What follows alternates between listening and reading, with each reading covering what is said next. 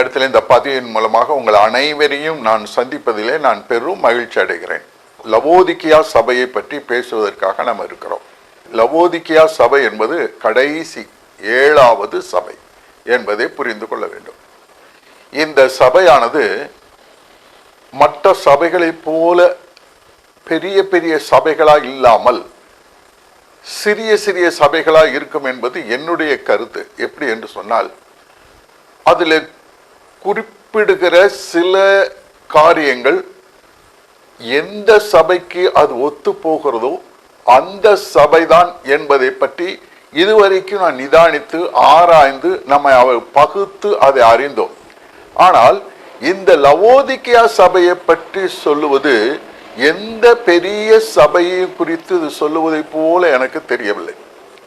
ஏனென்று சொன்னால், இந்த பெரிய சபை என்பது இதோடு ஒத்து போகவில்லை. இந்த லவோதிக்கியா சபை என்பது முதல்ல யார் என்பதை நாம் தெரிந்து கொள்ள வேண்டும்.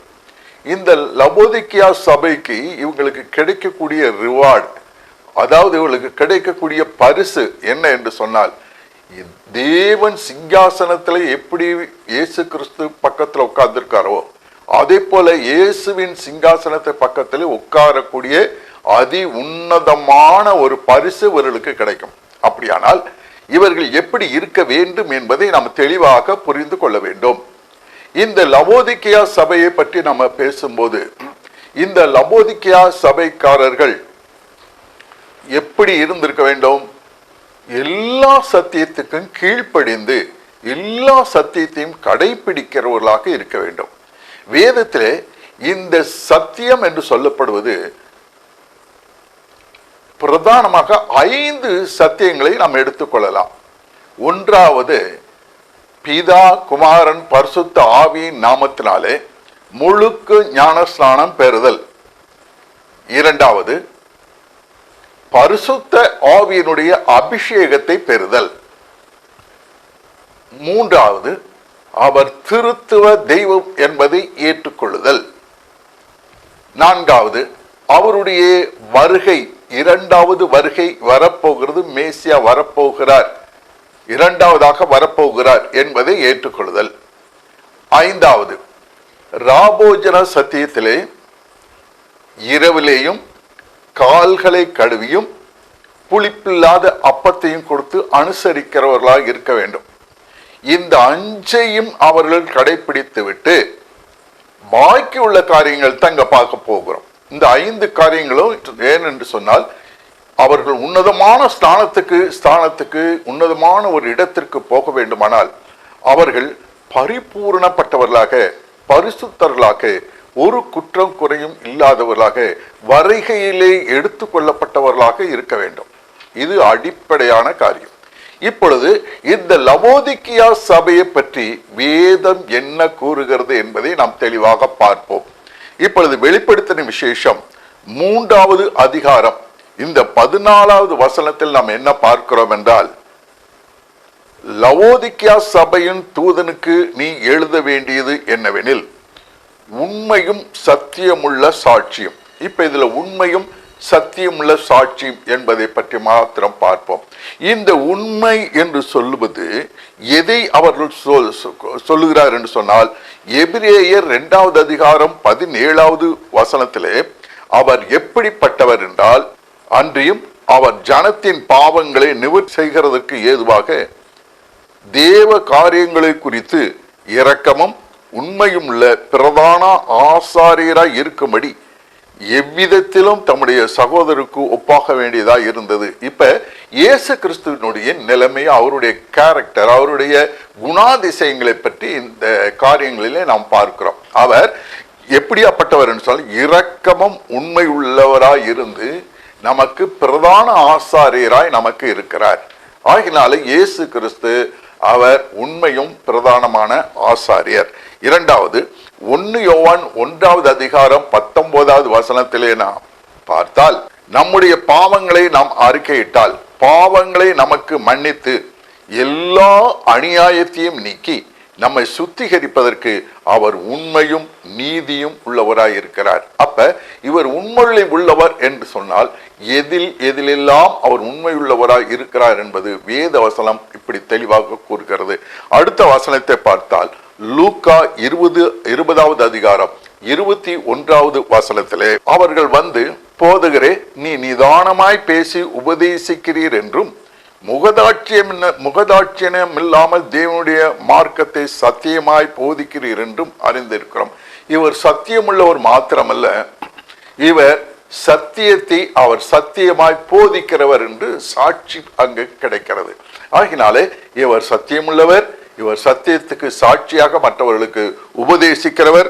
அடுத்தது யோவான் 14வது அதிகாரம் 6வது வசனத்தை நாம் பார்த்தால், அதற்கு இயேசு, நானே வழியும் சத்தியமும் ஜீவனுமாய் இருக்கிறேன், என்னாலே அல்லாமல் ஒருவனும் பிதாவினிடத்திலே வரான். ஆகினாலே இவர் இயேசு கிறிஸ்துதான் வழியும் சத்தியமும் ஜீவனுமாய் இருக்கிறார். அடுத்தபடியாக யோவான் 1வது அதிகாரம், இது உண்மை என்பதை பற்றி இப்பொழுது பார்த்தோம். இப்பொழுது சத்தியமுள்ள சாட்சி, இயேசு கிறிஸ்து சத்தியமுள்ள சாட்சி என்பதை குறித்து வேத வசனம் என்ன கூறுகிறது என்பதை இப்ப பார்ப்போம். யோவான் 1வது அதிகாரம் 17வது வசனத்துல, எப்படி எனில், நியாயப்பிரமாணம் மோசேயின் மூலமாய் கொடுக்கப்பட்டது, கிருபையும் சத்தியமும் இயேசு கிறிஸ்துவின் மூலமாய் உண்டாயின. அப்ப இங்க சத்தியம் என்பது யார் மூலமாக உண்டாயிருக்கிறது என்று சொன்னால், இயேசு கிறிஸ்துவின் மூலமாக கிருபையும் சத்தியமும் உண்டாயிருக்கிறது. அடுத்தபடியாக யோவான் 5வது அதிகாரம் 36வது வசனத்திலே நாம் பார்த்தோமானால், யோவானுடைய சாட்சியை பார்க்கலும் மேன்மையான சாட்சி எனக்கு உண்டு. அது என்னவெனில், நான் நிறைவேற்றும்படிக்கு பிதாவானவர் எனக்கு கற்பித்ததும் நான் செய்து வருகிறதுமான கிரியைகளே பிதா என்னை அனுப்பினார் என்று என்னை குறித்து சாட்சி கொடுக்கிறது. அப்ப இங்கே அந்த சத்தியமுள்ள சாட்சி என்பதற்கு இயேசு கிறிஸ்து எவைகளெல்லாம் சாட்சி என்று விவரித்து சொல்கிறார். இயேசு கிறிஸ்து பிதாவினால் அனுப்பப்பட்டவர், அதாவது நான் பிதாவினால் அனுப்பப்பட்டவர் என்பதற்கு என்னுடைய கிரியைகளே சாட்சியாய் இருக்கிறது. நாம் சத்தியம் என்றால் என்ன என்ற ஒரு கேள்வி கேட்டால், அது பிதாவினுடைய கிரியைகள், கையின் கிரியைகள் சத்தியம் என்பது ஒரு வேத வசனம். ஆகினாலே இவருக்கு சாட்சி எதா இருக்கிறது என்று சொன்னால், இவருடைய கிரியைகள், இயேசு கிறிஸ்துவனுடைய கிரியைகள் சாட்சியாக இருக்கிறது. ஞானஸ்தானம் எடுத்து கரையேறின உடனே பரிசுத்த ஆவியானவர் புறாவை போல இறங்கி, இவர் என்னுடைய நேசகுமாரன் என்று பரிசுத்த ஆவியானவர் சாட்சி கொடுக்கிறார். பிதா கிரியைகள் மூலமா சாட்சி கொடுத்தாச்சு. இப்ப பரிசுத்த ஆவியானவர் இங்க சாட்சி கொடுக்கிறார். அடுத்தது அப்போஸ்தலர் 2வது அதிகாரம் 32வது வசனத்துல அவருடைய சீஷர்கள் சொல்லுகிறார்கள், இந்த இயேசுவை தேவன் எழுப்பினார், இதற்கு நாங்கள் எல்லோரும் சாட்சிகளாய் இருக்கிறோம் என்று சொல்கிறார்கள். அப்ப இயேசு கிறிஸ்து 3ஆம் நாள் உயிரோடு எழுந்திருப்பார் என்பது எல்லோருக்கும் தெரிந்தது. அது நிறைவேறின உடனே அவருடைய சீஷர்கள் சொல்லுகிறார்கள், பிதா தேவனானவர் இயேசு கிறிஸ்து உயிரோடு எழுப்பினார் என்பதற்கு நாங்கள் சாட்சி. எப்படி நாங்கள் சாட்சி என்றால், காதிலே கேட்டது மாத்திரமல்ல, உயிரோடு எழுந்த பிறகு இவர்கள் நிதர்சனமான முறையிலே இவர்களுடனே பேசி, இவர்களுடனே உட்கார்ந்து அந்த காயத்தை தொட்டு பார்த்து, இவர்கள் கூட உட்கார்ந்து மீன் சாப்பிட்டு, இப்படி பல காரியங்கள் அவர் கூடவே இருந்ததினாலே அது திருஷ்டாந்தமாக்கப்படுகிறது. அது அவர்களுக்கு எந்த சந்தேகமும் இல்லாமல் உயிரோடு தேவன் எழுப்பினார் என்பதற்கு நாங்கள் சாட்சியாய் இருக்கிறோம் என்று அவருடைய சீஷர்கள் தெளிவாக சாட்சி கொடுக்கிறார்கள். அடுத்தது வெளிப்படுத்தல் 3வது அதிகாரம் 14வது வசனத்திலே ஆதியுமா இருக்கிற ஆமேன் என்கிறவர் சொல்லுகிறதாவது, தேவனுடைய சிருஷ்டிக்கு ஆதியுமா இருக்கிற ஆமேன் என்பவர் சொல்லுகிறதாவது. இப்ப பாருங்க, இவருக்கு ஆதி ஆமேன் என்ற ஒரு பெயர் உண்டு. இவர் தான் ஆதி, இவர் தான் ஆமேன் முடிவு. அப்ப இவர் தான் ஆதியும் அந்தமானவர். அதிலே நாம் பார்த்தோமானால் ஆதியாகமம் 2வது அதிகாரம் 7வது வசனத்துல, தேவனாகிய கர்த்தர் மனுஷனை பூமியின் மண்ணினாலே உருவாக்கி ஜீவ சுவாசத்தை அவன் நாசிலே ஊதினார்.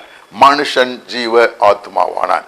இங்கே ஆதி எல்லா சிருஷ்டிக்கும் ஆதி காரண கர்த்தா இயேசு என்பதற்கு எத்தனை அடையாளங்கள் நமக்கு கொடுக்கப்படுகிறது என்பதை பாருங்கள்.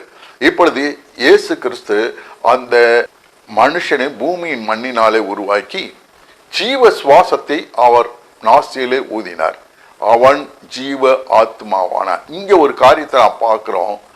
தேவனாகிய கர்த்தர் என்று சொல்லப்படுவது பிதாவை குறிக்கிறதா அல்லது இயேசு கிறிஸ்துவை குறிக்கிறதா என்று பார்த்தால், ஆதியாகமம் 1வது அதிகாரம் 27வது வசனத்திலே தேவன் தம்முடைய சாயலாக மனுஷனை சிருஷ்டித்தார், அவனை தேவ சாயலாகவே சிருஷ்டித்தார், ஆணும் பெண்ணுமாக அவர்களை சிருஷ்டித்தார். இதிலே நாம் தெரிந்து கொள்வது என்னவென்றால், தேவன் தம்முடைய சாயலாக சிருஷ்டித்தார், அவன் தேவ சாயலாக சிருஷ்டித்தார்.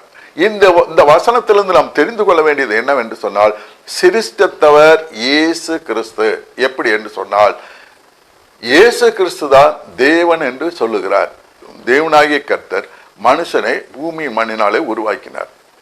எப்படி உருவாக்கினார்? தமது சாயலாகவும் தேவ சாயலாகவும் உருவாக்கினார். அப்ப தமது சாயலாகவும் தேவ சாயலாகவும் உருவாக்கினார் என்றால் உருவாக்கியவர் இயேசு கிறிஸ்து என்பது தெளிவாக புரிந்து கொள்ள வேண்டும். அடுத்தது யோவான் 1வது அதிகாரம் 3வது வசனத்திலே நாம் பார்த்தோமானால், சகலமும் அவர் மூலமாய் உண்டாயிற்று, உண்டானது ஒன்றும் அவராலே அல்லாமல் உண்டாகவில்லை. அப்ப இந்த மனிதர் மாத்திரமல்ல, சகலமும் அவர் மூலமாகத்தான் உண்டாச்சு. அவராலே அல்லாமல் எதுவும் உண்டாக்கப்படவில்லை, உண்டாகவில்லை. அப்ப இது தெளிவாக இங்க வேத வசனம் சொல்லுகிறது. இன்னும் ஆணித்தரமாக ரோமர் 11வது அதிகாரம் 36வது வசனத்துல, சகலமும் அவராலும் அவர் மூலமாயும் அவருக்காகவும் இருக்கிறது, அவருக்கே என்றென்றைக்கு மகிமை உண்டாவதாக, ஆமென். அப்ப இங்க பாருங்க, சகலமும் அவராலும் அவர் மூலமாயும் அவருக்காகவும் உண்டாக்கப்பட்டு இருக்கிறது. எவ்வளவு தெளிவா சொல்லப்பட்டு இருக்கிறது பாருங்க. உண்டாக்கின அத்தனையும் அவருக்காகவே உண்டாக்கப்பட்டு இருக்கிறது. அடுத்தது கொலோசையர் 1வது அதிகாரம் 16வது வசனத்துல வாசித்தோமானால், ஏனென்றால் அவருக்குள் சகலமும் சிருஷ்டிக்கப்பட்டது, பரலோகத்தில் உள்ளவைகளும் பூலோகத்தில் உள்ளவைகளுமாகிய காணப்படுகிறவைகளும் காணப்படாதவைகளுமான சகல வஸ்துக்களும், சிங்காசனங்களானாலும் கர்த்தத்துவங்களானாலும் துரைத்தனங்களானாலும் அதிகாரங்களானாலும் சகலமும் அவரை கொண்டும் அவருக்கென்றும் சிருஷ்டிக்கப்பட்டது. அப்ப பாருங்க, எவ்வளவு ஒவ்வொரு வசனத்திலையும் எவ்வளவு தெளிவாகவே கொடுத்து கொண்டு வருகிறார் பாருங்களேன். வேத வசனம் அவ்வளவு தெளிவாக நமக்கு கிடைக்கிறது. சகலமும் அவருக்காக தான் படைக்கப்பட்டிருக்கு. வெளிப்படுத்தல் 1வது அதிகாரம் 8வது வசனத்துல வாசித்தோமானால், இருக்கிறவரும் இருந்தவரும் வருகிறவருமாகிய சர்வ வல்லமையுள்ள கர்த்தர் நான் அல்பாவும் ஒமேகாவும் ஆதியும் அந்தவமாய் இருக்கிறேன் என்று திருவலம் பற்றுகிறார். அப்ப இங்க எப்படி திருவலம் பற்றுகிறார் என்று சொன்னால், அவர் இருக்கிறவரும் இருந்தவரும் வருகிறவர். அப்ப இருந்தவர் யாரு? இயேசு கிறிஸ்து இருந்தார். இருக்கிறவர் யாரு? இயேசு கிறிஸ்து. வருகிறவர் யாரு? இயேசு கிறிஸ்து. சர்வ வல்லமையுள்ள கர்த்தர் அவர் அல்பாவும் ஒமேகாவும் ஆதியும் அந்தமுமாய் இருக்கிறார் என்று திருவலம் பற்றுகிறார். அடுத்த வசனத்துல பார்த்தோமானால், 2 கொரிந்தியர் 1வது அதிகாரம் 20வது வசனத்துல, எங்களால் தேவனுக்கு மகிமை உண்டாகும்படி தேவனுடைய வாக்கு தத்தங்கள் எல்லாம் இயேசு கிறிஸ்துவுக்குள் ஆம் என்றும் அவருக்குள் ஆமேன் என்றும் இருக்கிறது. அப்ப பாருங்க, ஆம் என்றும் ஆமேன் என்றும், ஆம் இனிஷியல், ஆமேன் முடிவு. அப்ப ஆதியும் அந்தமும் அவரே.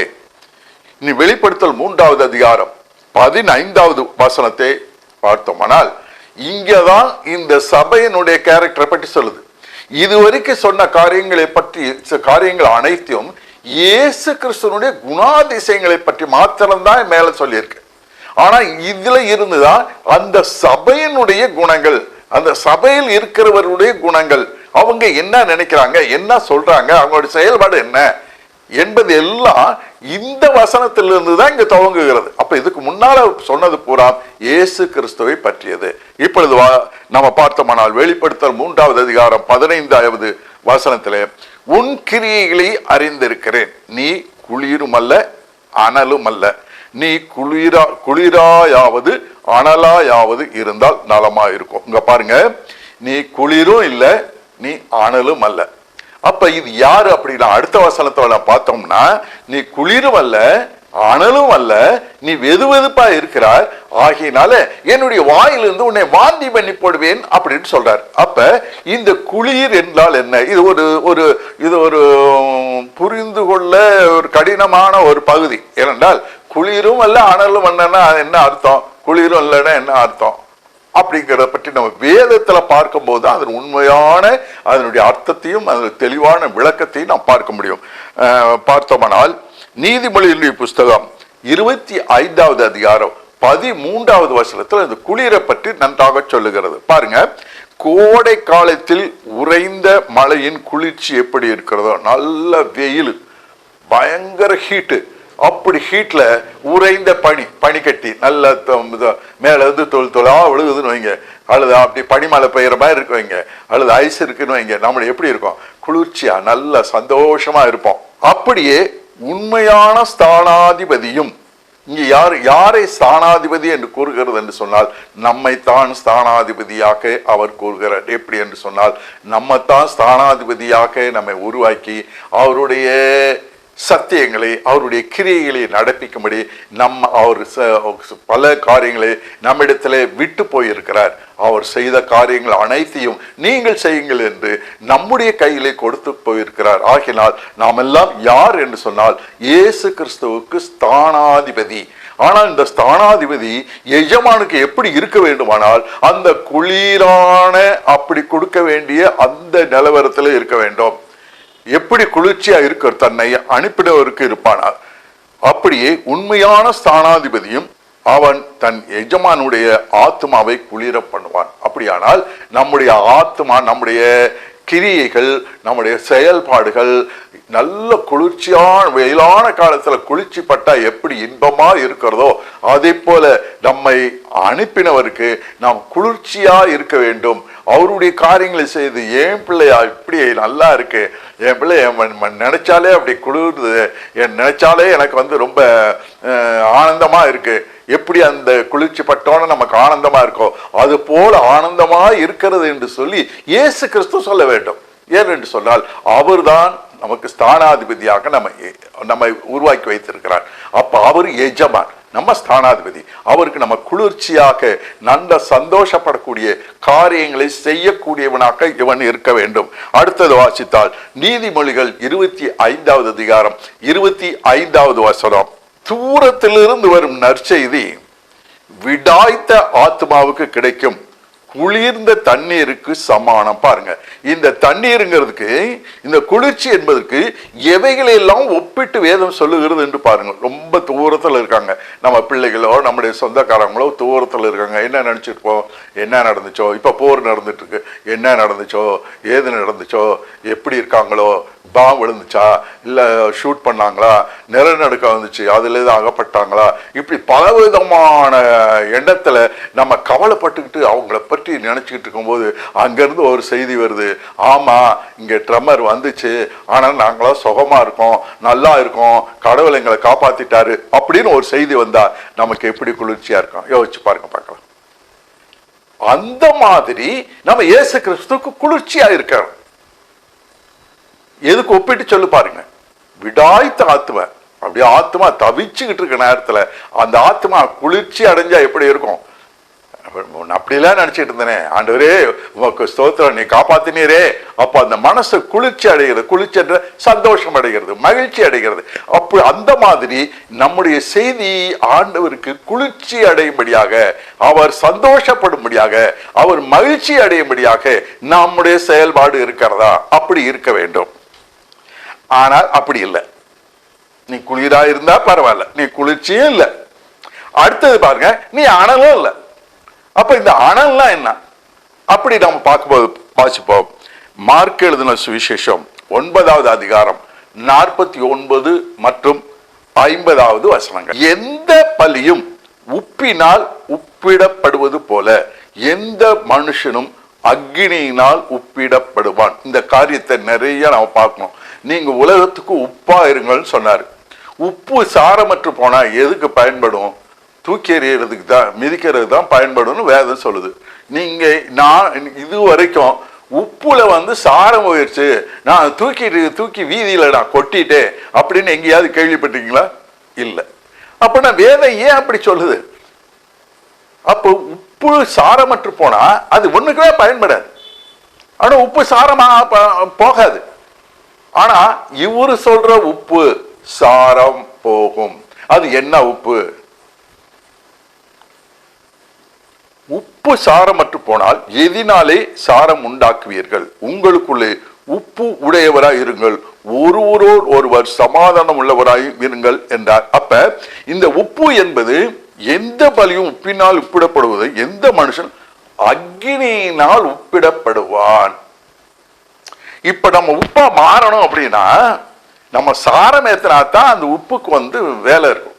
சாரமத்து போனால் நம்ம காலை போட்டு பிதிக்க நம்ம தள்ளுபடிதான். ஆனா இந்த உப்பு எதினால் சாரமாக்கப்படும்னா அக்னியினால சாரமாக்கப்படும். அது என்னங்க, அக்னி உப்பு சாரத்தான் ஏதாவது விளக்குதான். அப்ப இந்த அக்னி என்பது பரிசுத்த ஆவியை குறிக்கிறது. இந்த பரிசுத்த ஆவியிலே நாம் நிறைந்து அனல் உள்ளவர்களாக இருக்கும்போது நம்முடைய செயல்பாடுகள், நம்முடைய சிந்தனைகள், நம்முடைய கனவுகள், நம்முடைய ஏக்கங்கள், நம்முடைய எல்லா காரியங்களும் அவரை பற்றியதாக இருக்கும். பரிசுத்தாவியானவரை துக்கப்படுத்தாமல் பரிசுத்தாவியானவருக்கு எப்பொழுதும் நான் நன்மை செய்கிறவர்களாக, இயேசு கிறிஸ்து நன்மை செய்கிறவராகவே சுற்றி திரிந்தாரே, நானும் நன்மை செய்கிறவராக சுற்றி திரியணும். அப்ப இதுல எப்ப நடக்க என்று சொன்னால் இந்த பரிசுத்த ஆவியானவருடைய அக்னி நமக்குள்ளே இருக்க வேண்டும், அது பற்றி எரிய வேண்டும், நாம் அனல் உள்ளவர்களாய் இருக்க வேண்டும். அப்படி அனல் உள்ளவர்களாய் இருக்கும் போது மாத்திரம்தான் அவருக்கு சாட்சியாக இருக்க முடியும்.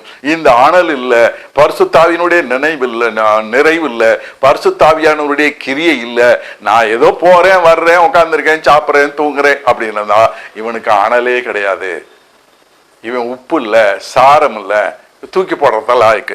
அடுத்த வசனத்தை பார்த்தோம்னால் கொலோசையருடைய புஸ்தகம் 4வது அதிகாரம் 6வது வசனத்துல, அவனவனுக்கு இன்னென்னபடி உத்தரவு சொல்ல வேண்டும் என்று நீங்கள் அறியும்படிக்கு உங்கள் வசனம் எப்பொழுதும் கிருபை புரிந்ததாயும் உப்பால் சாரமேறினதாயும் இருப்பதாக. இங்க பாருங்க, நம்ம உப்பா இருக்கிறது சாரமேறது மாத்திரமல்ல, நம்ம பேசக்கூடிய வார்த்தைகள் சாரமேற்றப்பட்டதா இருக்கணும்.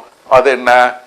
இந்த அக்னியினால சாரமேற்றப்படணும். நம்ம சொல்லுகிற வசனங்கள், நம்ம யாருகிட்ட பேசுறோம், அவங்களுக்கு என்ன தேவை, அவங்க என்ன கேள்வி கேட்பாங்க, அவங்களுக்கு நம்ம எப்படி சத்தியத்தை சொல்லணும் அப்படிங்கிற இந்த சத்தியத்தை, இந்த வசனத்தை அப்படியே ஆவியிலே நம்ம தியானிக்கையிலே அக்னி மூண்டது என்று வேதம் சொல்லுகிறது. அப்ப அந்த வசனத்தை தியானிக்கிறது என்ன? ஆராய்ச்சி பண்றது. ஆராய்ச்சி பண்றது என்ன? கேள்வி கேட்கறது. கேள்வி கேட்கறதோட விடுறது இல்லை, அந்த கேள்விக்கு பதில் கண்டுபிடிக்கிறது. இதுதான் 77வது சங்கீதத்தில் நம்ம கேட்கிறோம். அவரு தாவீதுதான் சொல்றாரு, என்னுடைய ராக்காலங்களில நான் என்னுடைய பாடல்களை தியானித்தேன், ஆராய்ச்சி பண்ணேன் அப்படின்னு.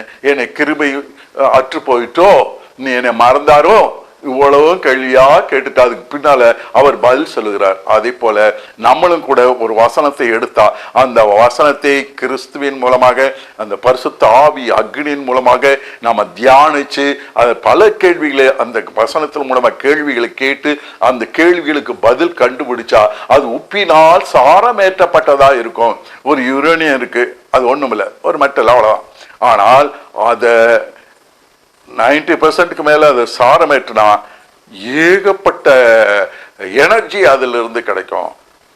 அதே போலதான் இந்த வசனம் எவ்வளவுக்கு எவ்வளவு நம்ம வேதத்தை தியானிச்சு அக்னியில தியானிச்சு அது உப்பால அந்த பரிசுத்த ஆவியினுடைய அக்னியினால சாரமேற்றுகிறோமோ அவ்வளவுக்கு அவ்வளவு அந்த வசனம் அவளிடத்திலே போய் சேரும், அவளிடத்துல கிரியை செய்யும். அந்த வசனம் வெறுமையாய் திரும்பி வராது. எப்ப வசனம் திரும்பி வராது?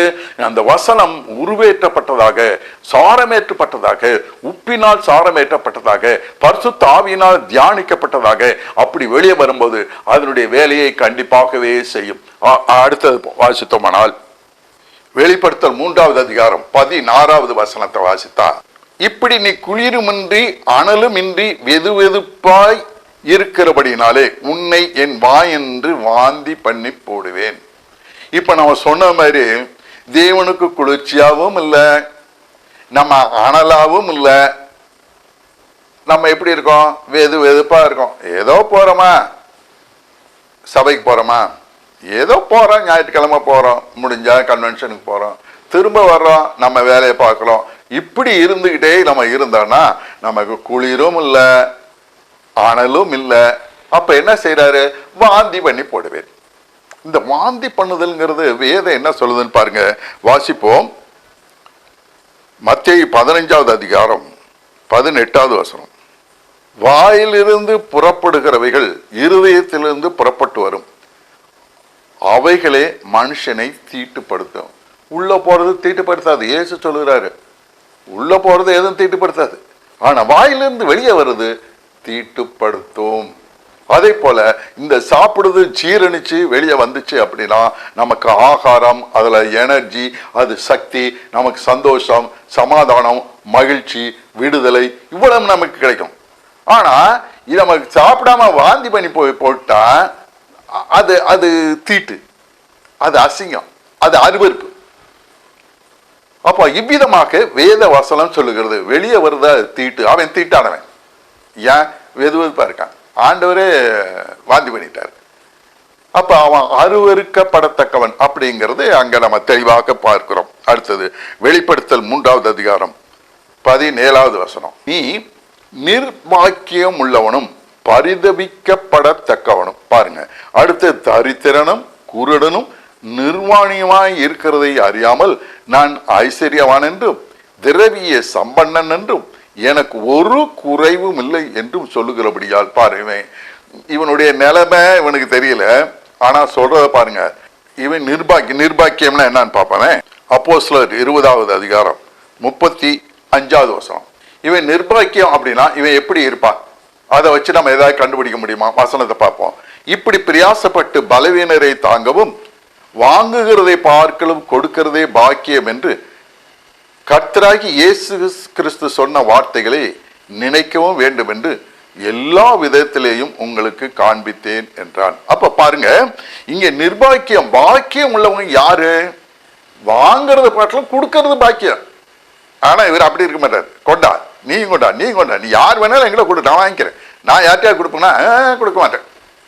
அப்ப இவன் யார் என்று சொன்னால் பாக்கியம் இல்லாதவன், இவன் நிர்பாக்கியவன், இவன் இவன் சுயம் இவனுக்கு உண்டு.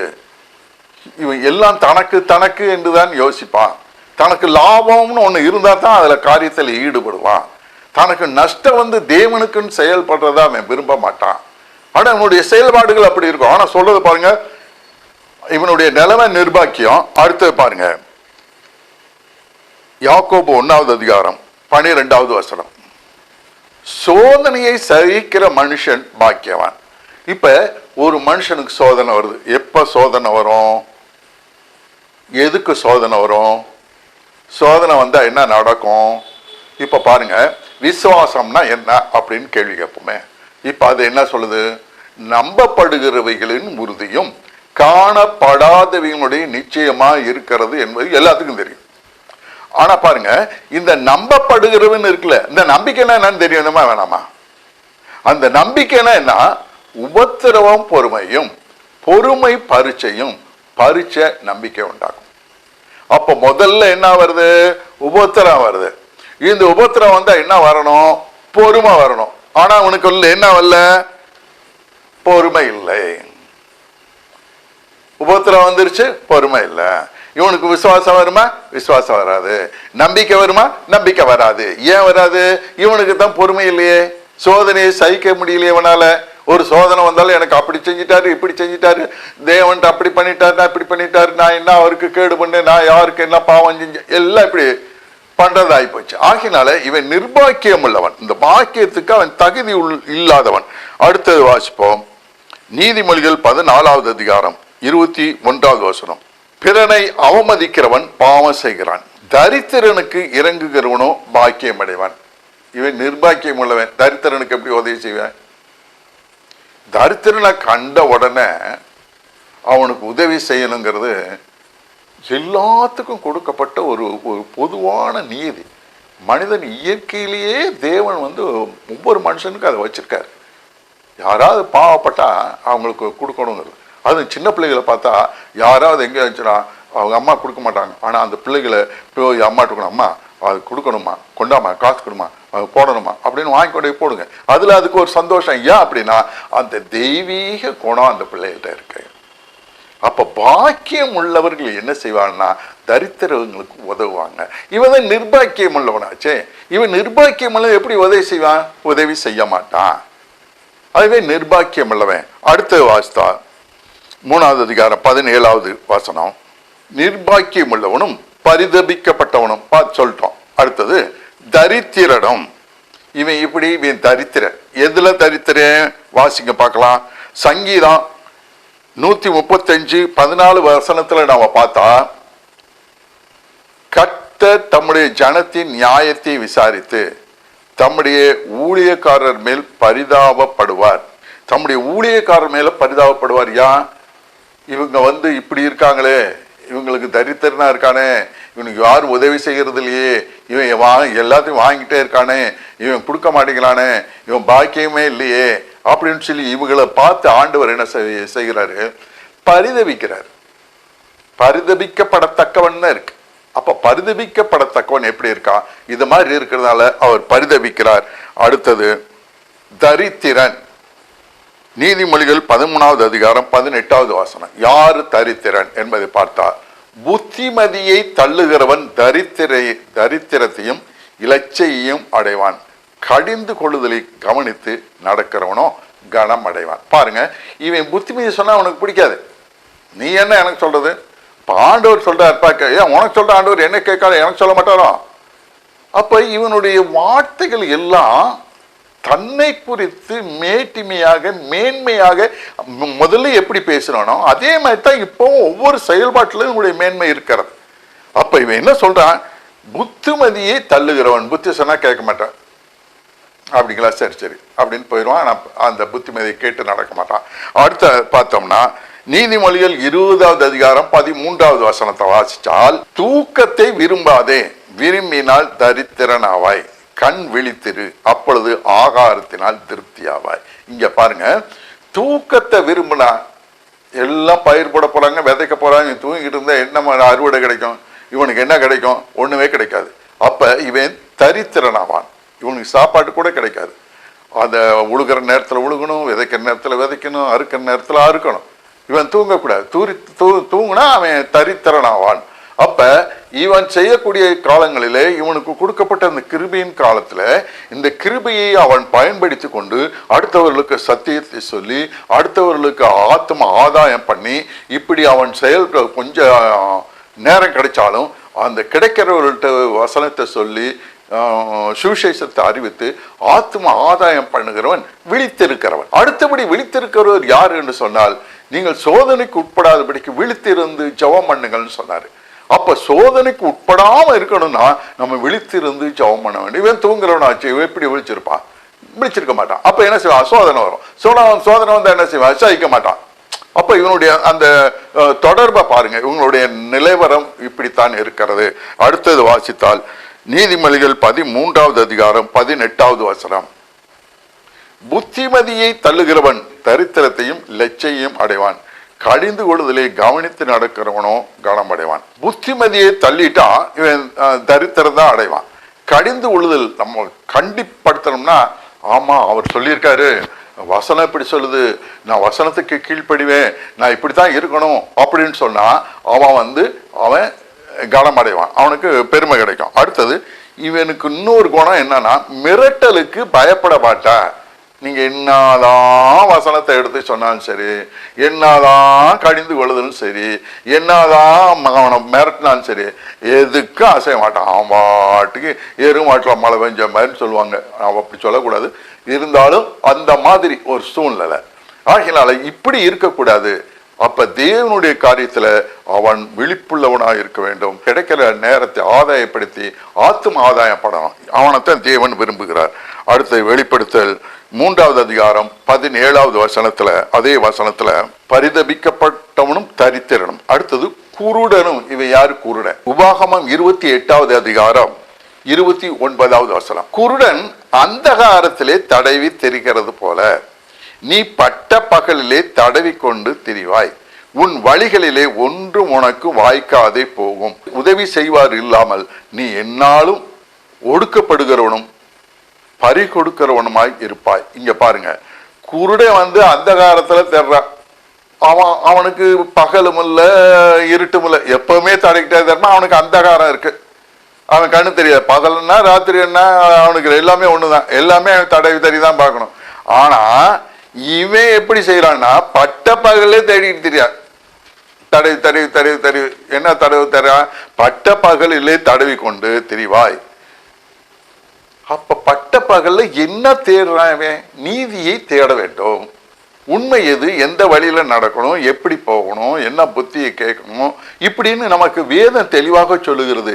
இதுக்கெல்லாம் செவி கொடுக்க மாட்டான். இவன் சொந்த அறிவிலேயே கற்பனை பண்ணி கொண்டு தடவிக்கிட்டே தெரிவான். ஆனா அவனுக்கு என்ன செய்யாது? அவனுக்கு வாய்க்காது, அவன் செய்யற காரியம் வாய்க்காது. ஏன் என்று சொன்னால் அவன் சரியான முறையிலே அவன் கண்கள் திறந்து நன்மை தீமை இன்னதென்று வேதத்தோடு ஒப்பிட்டு பார்த்து நல்லவைகளை தேவனுக்கு பிரியமானவைகளை செய்ய வேண்டும் என்ற எண்ணம் இவனுக்கு வராது. இவன் பகலிலே தேடி திரிகிற குருடன். அடுத்தது நாம் பார்த்தோம்னா செப்பனியா 1வது அதிகாரம் 17வது வசனத்துல, மனுஷன் கர்த்தருக்கு விரோதமாய் பாவம் செய்தபடியால் அவர்கள் குருடரை போல நடக்கும்படி நான் அவர்களை வருத்தப்படுத்துவேன்.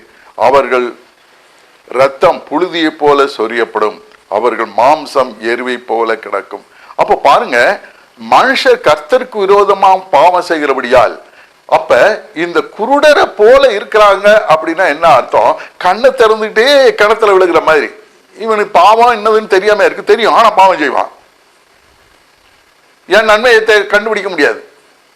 இவன் அந்த மனக்கண்களை பிசாசு குருடாக்கி விட்டான். இப்ப பாருங்க, மனக்கண்களை பிசாசு குருடாக்கினதுனால இன்னைக்கு எத்தனை பேர் வசனத்துக்கு கீழ்ப்படியாம இருக்காங்க, ஞானசான சத்தியத்துக்கு கீழ்ப்படியாம இருக்காங்க, பரிசுத்த ஆவியான சத்தியத்துக்கு கீழ்ப்படியாம இருக்காங்க, திருத்துவ சத்தியத்துக்கு கீழ்ப்படியாம இருக்காங்க. அப்ப இவங்களெல்லாம் யார் என்று சொல்லுகிறது என்று சொன்னால், இவங்க பகலிலே தேடி திரிகிறவர்கள்,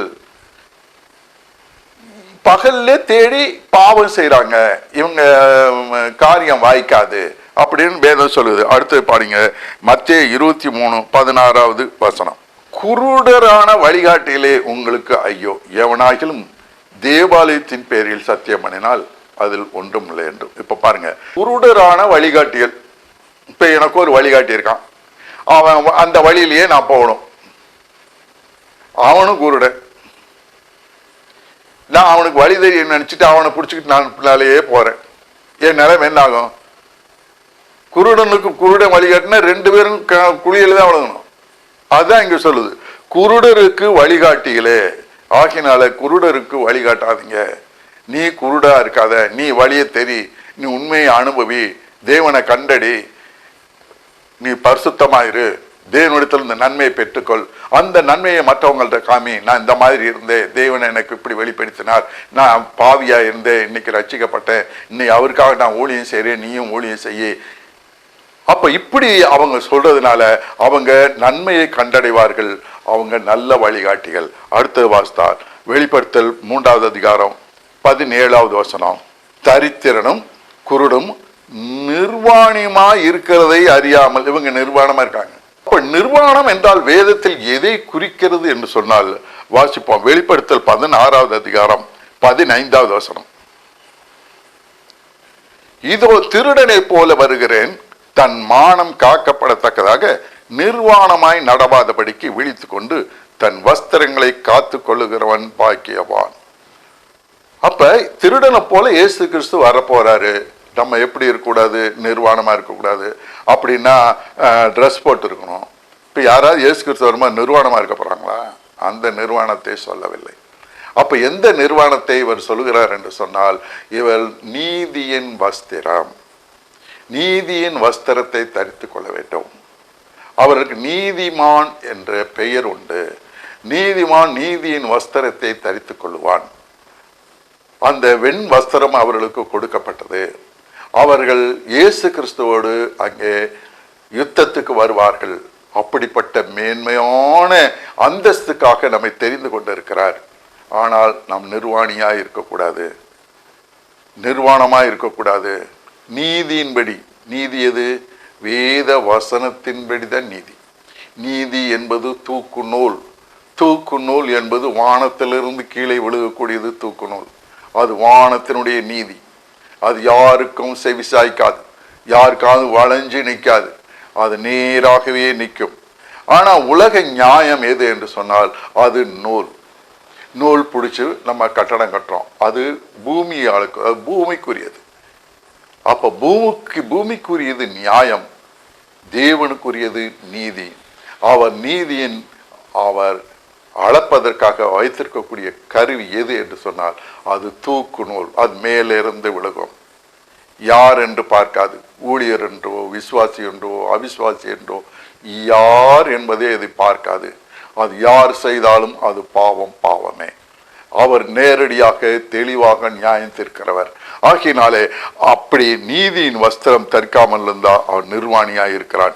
2 கொரிந்தியருடைய புஸ்தகம் 5வது அதிகாரம் 2 மற்றும் 3வது வசனத்தை வாசித்தால், ஏனெனில் இந்த கூடாரத்திலே நாம் தவித்து நம்முடைய பரம வாசஸ்தலத்தை தரித்து கொள்ள மிகவும் வாஞ்சி உள்ளவராய் இருக்கிறோம். எதை தரிச்சுக்கணும்? நீதியின் வஸ்திரத்தை தரிக்கணும். இப்ப இங்க எதை தரிக்கணும் என்று சொல்லப்படுது என்றால் நம்முடைய பரம வாசஸ்தலத்தை தரித்து கொள்ளும். பரம வாசஸ்தலம் எது? தேவனுடைய வாசஸ்தலம். தேவனுடைய வாசஸ்தலம் அங்க என்ன? அவர் பரிசுத்தமானது. அவர் பரிசுத்தத்தை நாம் தரித்து கொள்ள வேண்டும். அந்த வாசஸ்தலம் நமக்கு இருக்க வேண்டும். அந்த வாசஸ்தலம், என்னுடைய வீடு பரிசுத்தமான வாசஸ்தலம், அந்த வாசஸ்தலம் எனக்குரியது. அதுக்குரியவனாக நான் இந்த உலகத்திலே வாழும் போது மாத்திரம்தான் நான் அந்த வாசஸ்தலத்தை அடைய முடியும். நான் புதிய எருசலேம் போக முடியும், நான் சீயோன் போக முடியும், அவருடைய சிங்காசனத்தின் பக்கத்திலே நான் உட்கார முடியும். இப்படி எல்லாம் எதை நம்ம குறிக்க வேண்டும் எதை குறிக்கிறது என்று சொன்னால் அவருடைய அந்த வாசஸ்தலத்தை இந்த பூலோகத்திலே நாம் தரித்து கொள்ள வேண்டும். அடுத்த வசனத்தை நாம் வாசித்தால், நிர்வாணியமாய் இருக்கிறதை அறியாமல் நான் ஐஸ்வர்யவான் என்றும். இவன் என்ன சொல்றான்? அடுத்தபடியா ஐஸ்வர்யவான் சொல்றான். எதுல ஐஸ்வர்யவான்? வாசிங்க பார்க்கலாம். யாக்கோபு 2வது அதிகாரம் 5வது வசனம். பிரியமான சகோதரரை கேளுங்கள், தேவன் இவ்வுலகத்தின் தரித்திரரை விசுவாசத்தில் ஐஸ்வர்யவான்களாகவும். நம்ம எதுல இப்ப ஐஸ்வர்யவானாகணும்? இந்த உலகத்துல சொத்து சுகம், நிறைய பொண்ணு, நிறைய காடு நிலம், பில்டிங்கு, பெரிய மாளிகை, கூடாரம், அந்த ஐஸ்வர்யத்தை பற்றி இவர் சொல்லவில்லை. இவர் சொல்லக்கூடிய ஐஸ்வர்யம் எது என்று சொன்னால் இவன் விசுவாசத்திலே ஐஸ்வர்யவானாக இருக்க வேண்டும். ஆனால் இவன் ஐஸ்வர்யவான் சொல்றான், ஆனா ஐஸ்வர்யவானா இல்லை. ஆனா ஐஸ்வர்யவானா இருக்கணும். எதுல ஐஸ்வர்யவானா இருக்கணும்? விசுவாசத்திலே ஐஸ்வர்யம் உள்ளவனா இருக்க வேண்டும். அப்ப விசுவாசத்துல ஐஸ்வர்யம் உள்ளவனா இருந்தா என்ன நடக்கும்? விசுவாசத்துல ஐஸ்வர்யமானா இருந்தா கிரியைகள், விசுவாசத்தின் கிரியைகள் நடக்கும். அப்ப விசுவாசத்தின் கிரியையில் ஐஸ்வர்யவானுக்கு அது அத்தாட்சியாக, சாட்சியாக இருக்கிறது என்பதை பார்க்கிறோம். அடுத்தபடியாக லூக்கா 18வது அதிகாரம் 25வது வசனம். ஐஸ்வர்யவான் தேவனுடைய ராஜ்யத்திலே பிரவேசிப்பதை பார்க்கிலும் ஒட்டகமானது ஊசியின் காதிலே நுழைவது எளிதாக இருக்கும் என்றார். இப்ப இது எந்த ஐஸ்வர்யத்தை குறித்து சொல்லுகிறது என்று சொன்னால், இந்த உலகத்தின் ஐஸ்வர்யவானா இருக்கிறவன் இவங்க எனக்கு ஐஸ்வர்யம் வேணும், சொத்து வேணும், சுகம் வேணும், காடு வாங்கணும், வீடு வாங்கணும், எத்தனை 1000 கோடி இருந்தாலும் இன்னும் நிறைய 1000 கோடி வேணும்னு தான் நினைப்பான். அது ஒரு மயக்கம். இவன் திருந்துறதுக்கு வாய்ப்பே கிடையாது. ஐஸ்வர்யம் என்பது ஒரு மயக்கம். அவன் ஐஸ்வர்யத்துல மயங்கிட்டேன்னா தீர்ந்தது. 3 மயக்கத்தை குறித்து வேதம் சொல்லுகிறது. ஒன்று ஐஸ்வர்யத்தின் மயக்கம், இன்னொன்று விபச்சாரத்தின் மயக்கம், இன்னும் மதுமானத்தினால மயக்கம். இந்த 3 மயக்கம் வந்துருச்சுனாலே சுய உணர்வு இருக்காது, சுய நினைவு இருக்காது, சுய ஆற்றல் இருக்காது. அப்ப அவன் என்ன செய்வான்? மயக்கம் போட்டு விழுந்தவன என்ன செய்ய முடியும்? தேவன் பார்த்து கிருபையாய் இரக்கமாய் அவனுக்கு உயிரை கொடுத்து அவனை வெளியேற்றினாலே தவிர அவன் மயக்கத்திலேயே இருப்பான். அதுக்கு தண்டனையா நிற்பான், அதிலே சாவான். பிரசங்கி 7வது அதிகாரம் 12வது வசனம். இவன் என்ன செய்யறான்? ஞானம் கேடகம், திரவியமும் கேடகம், ஞானம் தன்னை உடையவர்களுக்கு ஜீவனை தரும், இதுவே அறிவின் மேன்மை. இப்ப இவனுக்கு என்ன இல்லைன்னா அறிவும் இல்லை, ஞானமும் இல்லை. இப்ப இவன் எதை எடுத்துக்கிட்டானா? திரவியா இருக்க, திரவிய சம்பன்னன் நானே. எனக்கு அது தற்காக்கும், அது எனக்கு கேடகமா இருக்கும். எங்க கேடகமா இருக்கும்? இங்க கேடகமா இருக்கலாம், ஆனா பரலோகத்தில் அது கேடகமா இருக்குமா? அதுக்கு ஏதாவது மதிப்பு இருக்கா? ஒரு மதிப்புமே இல்லை. ஆகினாலே இவன் திரவிய சம்பனன் என்று சொல்லுகிறான், ஆனா அது அப்படி இல்லை. இவன் நிர்பாக்கியம் உள்ளவன், பரிதபிக்கப்பட்டவன், இவன் தரித்திரன், இவன் குருடனே, இவன் நிர்வாணியா இருக்கிறது அறியாமல் நான் ஐஸ்வர்யவான் சொல்றான், திரவிய சம்பன்னன் என்று சொல்லுகிறான். எனக்கு ஒரு குறையும் இல்லை, எனக்கு எல்லாம் கடவுள் கொடுத்திருக்காரு. இவன் எதை வச்சு சொல்றான்? ஐஸ்வர்யத்தை வச்சு மற்றதை வச்சு எனக்கு எல்லாம் கொடுத்திருக்காருன்னு சொல்லிட்டு இருக்கான். ஆனா இதுதான் இந்த சபையினுடைய உங்களுடைய பொதுவான குணங்கள்.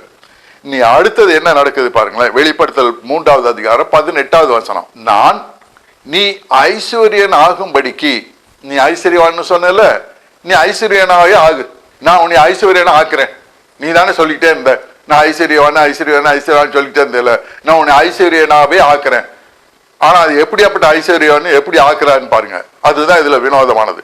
அவர் சொல்லுகிறார், நீ ஐஸ்வர்யன் ஆகும்படிக்கு நெருப்பிலே புடம்பிடப்பட்ட பொன்னையும். ஒரு பொண்ணை, ஒரு தங்கத்தை புடம்பட்டா என்ன ஆகும் தெரியுங்களா? அந்த நெருப்புல போட்டு போட்டு அது ஒரு புடம்னா ஒரு இதுல கவர் பண்ணி சீலை செய்து அது களிமண்ணால அது மேலெல்லாம் சுத்தி அதுல சேர்க்க வேண்டியதெல்லாம் சேர்த்துட்டு நல்ல அக்னியில போட்டு அதை வேக வச்சா உள்ள அப்படியே அது அப்படியே நல்லா அது உருகி உருகி உருகி அது அப்படியே சாம்பலாக மாறும், அது அப்படியே பஷ்பமாக மாறும். அதுதான் தங்க பஷ்பம் என்று சொல்லுகிறோம். அப்ப அது உருமாறுகிறது. எப்படி உருமாறுகிறது? இப்படி அக்னியில போட்டு அத அந்த புடத்துக்குள்ள போட்டு நல்ல அக்னிய எரிய விடும்போது அது தன்னை மாற்றுகிறது, தன்னுடைய சரீரத்தை மாற்றுகிறது, தங்களுடைய குணங்களை மாற்றுகிறது, அது இருக்கக்கூடிய சுவாபத்தை மாற்றுகிறது. நீ ஐஸ்வர்யனாகும்படிக்கு நெருப்பிலே புடம்பட்ட பொன்னையும் உன் நிர்வாணமாகிய அவலட்சணம் தோன்றாதபடிக்கு நீ உடுத்திக் கொள்வதற்கு வெண் வஸ்திரங்களையும் என்னிடத்திலே வாங்கிக்கொள். நீ தான் நீ நிர்வாணியா இருக்கிறல, என்கிட்ட வெண் வஸ்திரத்தை வாங்கிக்க. என்ன வெண் வஸ்திரம்? நீதி ஏன் வெண் வஸ்திரம்? நீதி ஏன் வஸ்திரம்? நீ எதெல்லாம் நீதி இல்லாம இருக்க? உன்னுடைய காரியம் எதெல்லாம் தேவனுக்கு விரோதமா இருக்கிறது? உன்னுடைய செயல்பாடு எந்தெந்த வசனத்துக்கு விரோதமா இருக்கிறது? இவைகள் எல்லாவற்றையும் நீ சரியாக்கி என்னிடத்துல நீதியின் வஸ்திரத்தை நீ பெற்றுக்கொள். நீ வசனத்தின்படி செய்ய, நீதியின்படி செய்ய, நீதியின் வஸ்திரத்தை வாங்கிக்கொள். அடுத்தபடியாக உன் நிர்வாணமாக்கி அவலட்சணம் தோன்றாதபடிக்கு நீ உடித்துக் கொள்வதற்கு வெண் வஸ்திரங்களையும் என்னிடத்திலே வாங்கிக் கொள்ளவும், நீ பார்வை அடையும்படிக்கு உன் கண்களுக்கு கலிக்கம் போடவும் வேண்டும் என்று உனக்கு ஆலோசனை சொல்லுறோம். உனக்கு அடுத்த நீ தான் குருடனாச்சே, இப்ப இந்த குருட்டுத்தனம் போடுமே, எதுக்கு? அதுக்கு என்ன வேணும்? கலிக்கம் போடணும். கலிக்கன்னா என்ன? ஒரு மருந்து. அந்த கண்ணு குருட்டாட்டம் மாறுறதுக்கு மருந்து. அப்ப இந்த கலிக்கம் போடனா என்ன அர்த்தம்? இந்த இருதய கண்களை குருடாக்கி வைத்திருக்கிற அந்த பிசாசின் வல்லமைகளை வெளியேற்றணும். நீ இப்ப குருடன்னு முதல்ல ஏத்துக்க. ஆமா குருடன் நான் தான். இப்ப இந்த குருடுத்தனம் போகணும். கலிக்கம் போடு. அதுக்கு என்ன மருந்து? குருடுத்தனம் போறதுக்கு என்ன மருந்து? அவர்தான் இந்த மனக்கண்களை குருடாக்கி வைத்திருக்கிற பிசாசின் வல்லமைகளை வெளியேற்றி அவனுடைய உள்ளத்தை பிரகாசமடைய வைக்கணும், கண்கள் தெளிவடைய வைக்கணும். இப்ப இந்த கண்கள் தெளிவடைகிறது இன்னொரு வசனம் பழைய ஏற்பாட்டில இருந்து கூட நம்ம பார்க்கலாம். எப்படின்னு சொன்னா, தேன் கொஞ்சம் சாப்பிடு கண்கள் தெளிவடையும் என்று சொல்லுது. அப்ப தேன் என்பது என்ன? அவருடைய வசனம். தேனிலும் தேன் கூட்டிலிருந்து வழியும் தெளிதேனிலும் அது மதுரமாய் இருக்கிறது. இந்த வசனத்தை நீ வாங்கிக்க, இந்த வசனத்தின்படி நீ நட, இந்த வசனத்தின்படி நீ பெத்துக்க. அப்பொழுது நீ உன் கண்களுக்கு தெளிவடையும், உன் மனக்கண்கள் தெளிவடையும். நீ பார்வையடைம்படிக்கு உன் கண்களுக்கு கலிக்கம் போட வேண்டும் என்று உனக்கு ஆலோசனை. இவ்வளவும் ஒரு ஆலோசனையாக சொல்லுகிறார். இவைகளையும் எல்லாம் நான் செய்யணும். என்ன செய்யணும்னா, பார்வையடைம்படிக்கு கலிக்கம் போடவும், வசனத்தை கை கொண்டால் கண் தெளிவடையும், இருதய கண்கள் பிரகாசமடையும். நான் செய்ததெல்லாம் பாவம் என்பது அப்பத்தான் அவனுக்கு தெரியும். இது வரைக்கும் பாவத்தை வச்சுக்கிட்டு நான் இல்லை, நான் நல்லவன், நான் குருடன் இல்லை, நான் நிர்வாணி இல்லை, நான் தரித்திரன் இல்லை அப்படின்னு இப்படிலாம் பேசிக்கிட்டு இருந்தவன் அப்படின்னு இப்ப அவனுக்கு எல்லாம் தன்னுடைய தரித்திரம் தெரியும், தன்னுடைய குருட்டாட்டம் தெரியும், பாவம் தெரியும். இப்ப எல்லாம் தெரிஞ்ச உடனே இவன் பாதையை செம்மைப்படுத்துகிறான். எது இது எல்லாம் செம்மைப்படுத்துகிறது? இவனை அக்னியிலே புடமிடும் போது,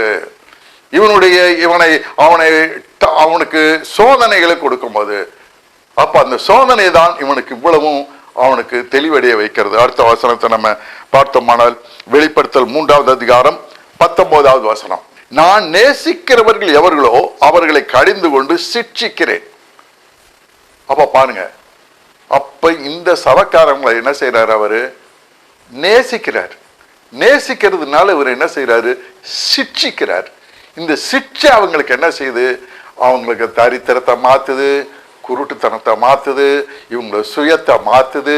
அப்ப எல்லாமே இந்த சிட்சையின் மூலமாக இந்த புடமிடுறது மாதிரி இவனுடைய உருவமே மாறி தெளிவடைந்து பிரகாசம் அடைகிறான். அடுத்த வசனத்தை நம்ம பார்த்தோமானால் வெளிப்படுத்தல் 3வது அதிகாரம் 20வது வசனத்தை பார்த்தோம். இதோ வாசற்படியில் நின்று தட்டுகிறேன், ஒருவன் என் சத்தத்தை கேட்டு கதவை திறந்தால் அவனிடத்தில் நான் பிரவேசித்து அவனுடைய போஜனம் பண்ணுவேன், அவனும் என்னோட போஜனம் பண்ணுவான். இப்ப பாருங்க, அவர் இங்க கதவை தட்டுறாரு. எந்த கதவை தட்டுறாரு? இருதய கதவை தட்டுறாரு. அப்படின்னா என்ன அர்த்தம்? இந்த வசனத்துக்கு நீ கீழ்ப்படியிலையே, இந்த வசனத்தை நீ கீழ்ப்படியா, இந்த வசனம் உனக்கு இடைஞ்சலா இருக்கே, இந்த வசனத்தின்படி நீ நடக்கலையே அப்படின்னு அவர் தட்டி கொண்டே இருப்பார். எங்க இருந்து தட்டுவார்? வானத்திலிருந்து தட்டுவார். நமக்கு வானம் எங்க இருக்குது? நம்முடைய ஆத்மாவில் இருக்கிறது. இந்த ஆத்மாவில் உடன்படிக்கப்பட்டில நமக்கு உள்ளான மனிதன் என்று சொல்லும்போது, தேவன் சந்திக்கக்கூடிய இடம் என்று சொல்லும்போது அது ஆத்மா. இந்த ஆத்மாவிலிருந்து இந்த ஆவிக்கு, இந்த ஆவி என்னெல்லாம் யோசிக்குதோ அவைகள் எல்லாம் தேவன் நிதானித்து அவைகளை அலசி ஆராய்ந்து அவனுக்கு செய்ய வேண்டியதெல்லாம் செஞ்சு தண்டனை கொடுத்து அவனை திருப்புகிறார். யாரை இவ்வளவு தூரம் கஷ்டப்பட்டு திருப்புறார்? தன் நேசிக்கிறவர்களை மாத்திரம். அப்படியானால் இந்த லவோதிக்கிய சபைக்காரர்களை இயேசு கிறிஸ்து நேசிக்கிறார். யோவான் 4வது அதிகாரம் 34வது வசனத்தை வாசிச்சார். இதோ வாசற்படியில் நின்று தட்டுகிறேன், ஒருவன் சத்தத்தை கேட்டு கதவை திறந்தான் அவனிடத்தில் நான் பிரவேசிப்பேன், அவனோட போஜனம் பண்ணுவேன், அவனும் என்னோட போஜனம் பண்ணுவான். போஜனம்னா என்னங்க? நம்ம இட்லி காஃபி பிரியாணி சாப்பிட்றதா போஜனமா? அப்ப என்ன போஜனம்னா அது தெரியணும்ல. அவர் போஜனம் பண்ணுவேன்னா நம்ம வீட்டுக்கு வர போறாரு, நம்ம சேர்ந்து உட்காந்து உட்காந்து சாப்பிட போறாருன்னு அர்த்தமா? இல்ல. என்ன பாசிப்போம். யோவான் 4வது அதிகாரம் 34வது வசனம். இயேசு அவர்களை நோக்கி, நான் என்னை அனுப்பினவருடைய சித்தத்தின்படி செய்து அவருடைய கிரியை முடிப்பதே என்னுடைய போஜனமாய் இருக்கிறது. இங்க போஜனம்னா என்ன நல்லா தெரிஞ்சுக்கணும். அப்ப இயேசு கிறிஸ்துவுக்கு எது போஜனம்? பிதாவினுடைய சித்தத்தின்படி செய்யறது போஜனம். அப்ப நம்ம என்ன செய்யணும்? இயேசு கிறிஸ்துவுடைய சித்தத்தை நம்ம செய்யும் போது நாம் அவருடைய போஜனத்தை சாப்பிடுறோம். அவருடைய போஜனத்தை நம்ம சாப்பிடும் போது அவர் நம்ம இடத்துல இருந்து நம்ம போஜனத்தை அவர் சாப்பிடுவாரு. இயேசு கிறிஸ்து மகிமைப்படுத்துகிறார். இயேசு கிறிஸ்து நம்மை மகிமைப்படுத்துகிறார், நாம் அவரை மகிமைப்படுத்துகிறோம். எவர்களை முன்குறித்தாரோ அவர்களை அழைத்திருக்கிறார், எவர்களை அழைத்தாரோ அவர்கள் நீதிமானாக்கி இருக்கிறார், எவர்களை நீதிமானாக்கி இருக்கிறாரோ அவர்களை மகிமைப்படுத்தியும் இருக்கிறார். அந்த மகிமைப்படுத்துதல் தான் இங்க போஜனம் பண்ணுவதனுடைய அர்த்தமா இருக்கிறது. அடுத்த வசனத்தை நாம் பார்த்தோமானால் வெளிப்படுத்தல் 3வது அதிகாரம் 21வது வசனம். நான் ஜெயம் கொண்டு என் பிதாவினுடைய சிங்காசனத்திலே அவருடைய கூட உட்கார்ந்தது போல. பாருங்க, தனக்கு இணையாக அவர் சொல்லுகிறார், நான் எப்படி ஜெயம் கொண்டு உலகம் மாமிசம் பிசாசு எல்லாவற்றையும் ஜெயித்து கடைசி சத்துருவாக்கிய அந்த மரணத்தையும் நான் ஜெயித்து எப்படி நான் பிதாவினுடைய வலது பார்சத்தில் உட்கார்ந்து இருக்கிறோனோ அப்படியே ஜெயம் கொள்ளுகிறவன் எவனோ அவனும் என்னுடைய சிங்காசனத்தில் என்னுடனே கூட உட்காரும்படிக்கு அருள் செய்வேன். எவ்வளவு மேன்மையான பதவி பாருங்க. அவர் எப்படி ஜெயம் கொண்டு பிதாவின் வலது பாரத்தில் உட்கார்ந்து இருக்காரோ அதே போல இந்த சபைக்காரங்க இவங்களும் இவங்க எல்லாத்தையும் ஜெயிச்சா இயேசுனுடைய சிங்காசனத்துல பக்கத்துல நம்ம உட்கார முடியும். இதுதான் அவங்களுக்கு ஒரு பெரிய பரிசு. அடுத்தது வெளிப்படுத்தல் 3வது அதிகாரம் 22வது வசனம். ஆவியானவர் சபைகளுக்கு சொல்லுகிறதை காதுள்ளவன் கேட்க கடவன் என்று எழுது. இவைகள் எல்லாவற்றையும் சொல்லியாச்சு. உங்களுக்கு காது இருக்குதா? இருக்குதுன்னா இவைகள் எல்லாம் கேளுங்க. இவைகள் எல்லாவற்றையும் கேட்டு தன்னிடத்தில் என்ன குறை உண்டு, நம்ம எப்படி இருக்கிறோம், நம்ம மயக்கம் லெவலாக இருக்கிறோமா, நம்ம குருட்டாட்டம் லெவலாக இருக்கிறோமா, தரித்திரமா இருக்கிறோமா, தேவனுடைய சித்தத்தை செய்கிறோமா, இவைகள் எல்லாம் ஆராய்ஞ்சு பார்ப்போம். தேவன் எல்லாவற்றையும் நாம் செஞ்சு ஆராய்ஞ்சு இவைகள் எல்லாத்திலையும் ஜெயிச்சு இயேசு கிறிஸ்து சிங்காசனத்தில் பக்கத்தில் போய் நம்ம உட்காருவோம். தேவன் நம்மை ஆசீர்வதிப்பாராக. ஆமென்.